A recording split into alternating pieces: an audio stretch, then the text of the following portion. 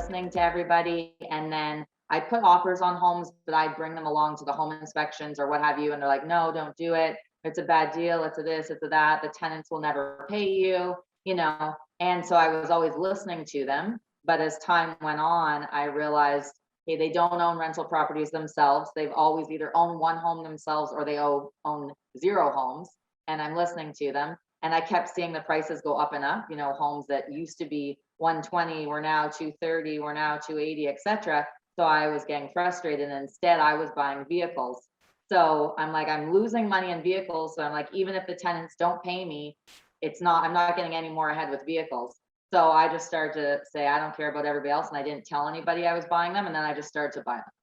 All right. So you bought a new home for you to move into and immediately Yeah. started looking for investment properties? Right. And so I used to always be about multiplexes. So 2 kitchens, 3 kitchens, 4 kitchens, etc. Because that way, if one person didn't pay, because I did listen to them a little bit, because they said if you have one home and that person doesn't pay rent, then you are on the hook for the mortgage, right? But I'm like, if there's 2 or 3 or 4 families, even if one person doesn't pay or one person's behind, I still have other people to help pay the mortgage. So that's why I liked those.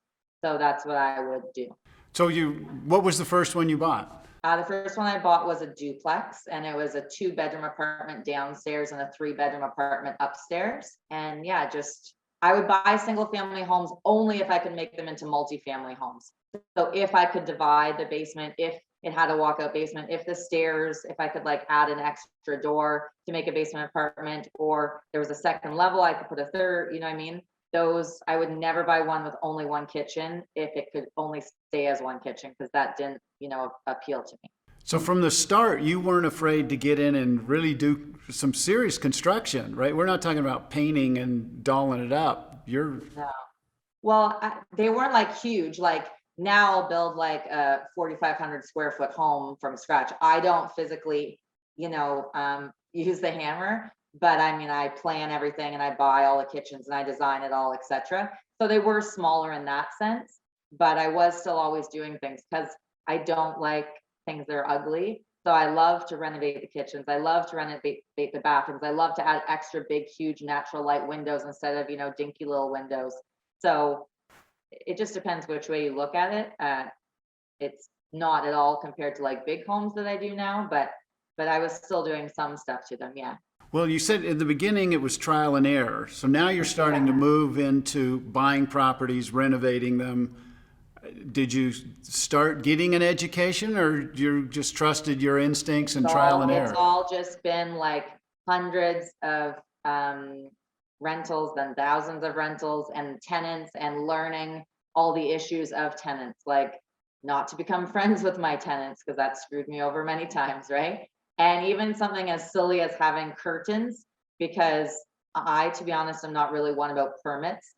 So I've done things before without permits, and then I don't have curtains, and somebody calls bylaw on me, and they come and they look in the window and they see what I've done. And if I had just had curtains, I could have saved myself a lot of money. But so just like silly things like that. And then as time went on, I started to get out of the multiplexes.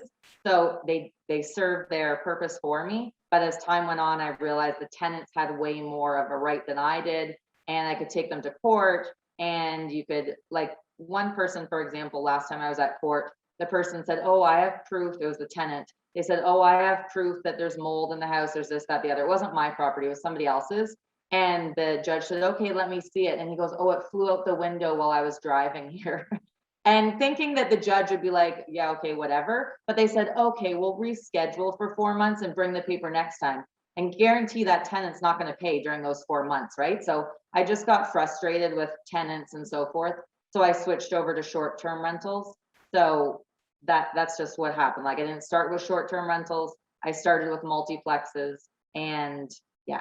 When you started buying all these properties and fixing them, finding the finances, I mean, you just have to be more creative. So I don't know, because you're in the States, right? So I'm in Canada. So we have A lenders, B lenders, and private. So A lenders are like something that you could drive by. You could see, and I'm going to name again Canadian banks because I don't know American banks, but like TD Bank, Royal Bank, Scotia, anything you can drive by and you can see. that is an A lender that you can physically go into a branch. Then a B lender is something like Equitable or Home Trust or something, and you can't go in a branch. There's no branch that you can go in. And then private obviously is, let's just say you or myself lending somebody money, etc. So A is cheapest to get, B second, and C is most expensive or private. So you just have to be more creative. So I usually had B lenders. I'd have the odd A, like I'd say 1 in 20 homes I'd buy, I'd get an A lender, and the rest I would be a B or a private. And some people would be like, oh, well, if you can only get a B, don't get it. I'm like, yeah, but if my mortgage is still $1,500 a month and I can bring in $3,900 a month, why do I care? Like, okay, instead of $1,500 a month, an A lender would be $1,200, but I'm still making money on it. And then the house is still going up in value. Plus the people are still paying down my interest, right? Like my principal, sorry, they pay the interest and principal, but they're paying the principal down. So even though I wasn't making as much as if I had an A lender, I was still making enough to want to invest in it.